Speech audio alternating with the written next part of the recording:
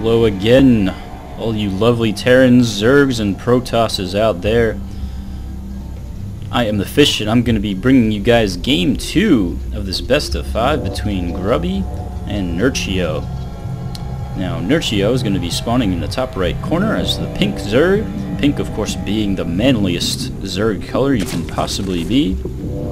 So already I'd say Nerchio is having a 1-up in this game. He's already got manliness and masculinity on his side, but his opponent is going to be none other than the Orc Wonder Grubby. And like I said, if you guys haven't seen Grubby play before, and you gotta look him up online, you're probably going to be more likely to find videos of him playing Warcraft 3. And he is a really good Warcraft 3 player, man. I gotta say, his skills with the Blade Master and microing his grunts and raiders, just really awesome. And he was showing some pretty good micro ability in that last game. But what really was his undoing at the end was, aside from a failed attack, Nerchio was able to get Burrow, and a little bit of a misclick there by Nerchio, trying to get us around on a probe, but losing some mining time.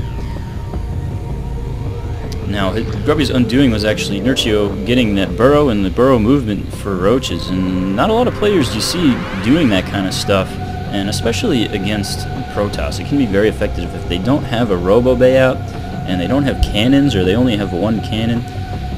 That means that they really don't have any detection, and as a Zerg, you can burrow a lot of units and do some pretty effective stuff there.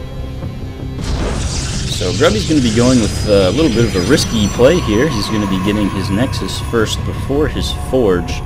And you do see a lot of players get that Forge first, but doing it in this order is a little bit more economical because you get access to Chrono Boost, you get access to more probes, but at the same time, not having that Forge up can leave you vulnerable to early Ling attacks. So it'll be interesting to see if Nerchio decides to go for something like that. We do see that Nerchio, in this case, he is actually going to be going Hatchery second, actually, I'm sorry. His spawning pool having already been completed. And it's a pretty good reason for doing that is really just to get a bunch of Zerglings, and he's actually going to be getting 6 this time, doing a little bit of a funky build order here with the Extractor trick. That Extractor trick being used to get the Queen out and get 6 Lings on the field pretty early, so looks like this could be some pretty good decision making from Nerchio if he's going to send these Lings across map and have them attacking Grubby's main base. It does look like there's a hole here, but it's only being defended by this one probe. Now Grubby doesn't even have a gateway at this point. That is his first gateway, and now 6 Lings have managed to just get into his base, and those couple of crucial seconds, man, were huge there because he now has 6 Lings in his base, well 5, one has been killed. And if he had that photon cannon up about 5 seconds earlier, this wouldn't be happening right now. And now he's going to possibly lose some probes here. It's going to take some good micro from him to actually kill these Zerglings. And it looks like 2 probes are going down. And these Zerglings are going to back off for now, but they're still just running around in his main base going unchecked. He's got Gateway just now finishing. He's going to start working on a Zealot there, it looks like. But these Zerglings are just going to start killing probes. It's a 3rd probe that's going down. And it looks like they're going to get a 4th if they can get at this red one in the back. But they're being chased off. Good control by Grubby, but this is denying a lot of mining time. As you can see, his minerals have just been floating around 30 this entire time. And this is a situation, as a Protoss player, if you're going to do a Forge fast expand, you gotta be careful about this stuff, man. I mean, if you're gonna go for the Nexus first, you gotta be prepared to accept the fact that Zerglings could get right into your base. Now that Grubby's got a Zealot chasing down these Zerglings, I do think it'll be just a matter of time before they get taken out, but not before they get one more probe, and this Zergling is still going to be running around. So Nerchio is going to have a really good idea of what's going on in Grubby's base. He knows he's got the Forge fast expand. He managed to kill a bunch of Harvesters, and we do see, well, he's got Nerchio now having a 1 Harvester lead, 3 Harvester lead. So doing a little bit of damage, but you know, Nerchio doing this kind of a funky build. He did the Extractor trick at the end there to get that extra Queen out, allowing him to kind of do an early aggressive play, but at the same time letting him get some Lings sent in. It was kind of worth it, but at the same time, Protoss with those Chrono Boosts, man, they're just really good. at getting probes out, and this queen getting caught in a very bad position, and that's going to go down. These two zealots, the answer to Nerchio's early aggression, have already gotten a pretty nice kill. That queen is not something you really want to lose right away. As a Zerg player, we now see a spine crawler going down at this base for Nerchio, but these drones are pretty much undefended, and Nerchio is going to have trouble dealing with these two zealots here. That's one of the problems with going for an early third as a Zerg, is you're very open to early attacks, and these drones are just going to be running away now. Nerchio sending in some Lings to try and take these zealots down, and it looks like it should be enough to get a surround on them, but a lot of mining time lost, and we see that our Protoss player actually completely even at this point in terms of harvesters. So those zealots are going to go out, but I'm sure that Nerchio didn't really want to be building this many Zerglings at this point. He's just now starting Ling speed, so these being used just to take out some zealots, not the best choice. And now, meanwhile, back at Grubby's base, he's still not gotten that warp gate research done, and it's pretty standard timing for the Forge Fast expand. But everything that Grubby's doing now is going to be a little bit delayed. Grubby now working on this pylon because he does have a solid wall here. He wants to be able to get in and out. And so a little bit of blunders and mishaps for Grubby in this early stage of the game. He's now supply blocked, working on a robo facility. And, well, looks like Nerchio is going to think about taking a fourth base, or at least clearing these rocks for future use. He does now have a harvester lead, and an income lead, a pretty sizable one in fact, so things looking pretty good for Nerchio, but he only has 2 geysers down so far. And I wonder if that's just the way he likes to do things, or... Oh, there we go, we do see 2 more geysers working. And wondering if he's going to be going for a 4th base here. Now, it looks like Grubby's thinking about moving out again. And this is something we saw him do last time, and it did not work. With the same number of sentries, a couple zealots only, and these things are possibly going to get surrounded by Zerglings right now. And well, some pretty good force fields actually are going to be preventing. They're like little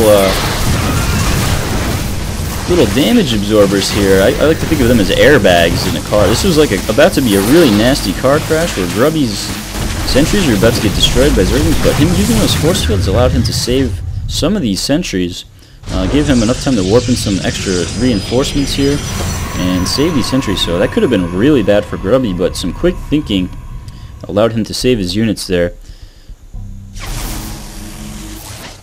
Nerchio now building some more Zerglings to deal with this, and we do see him working on that glial reconstitution. He does have a Roach Warren and an Evo Chamber up at this point.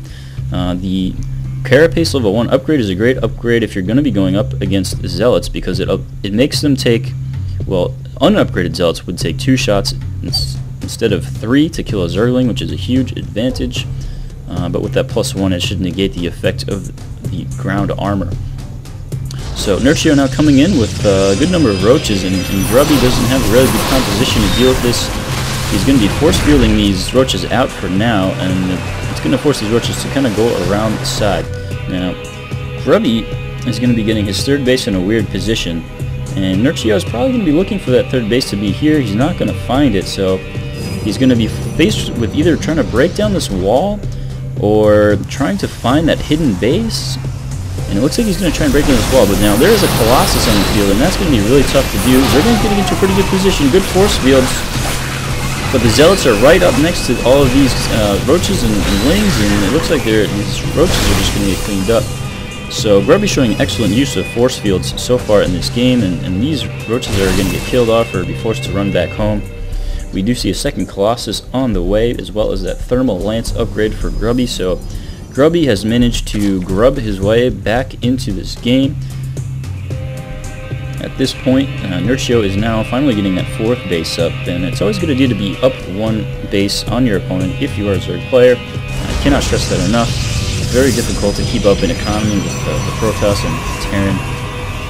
Grubby now saturating his 3rd base, so you're going to see his income start to skyrocket. We do also see a Spire just now finishing for Nerchio.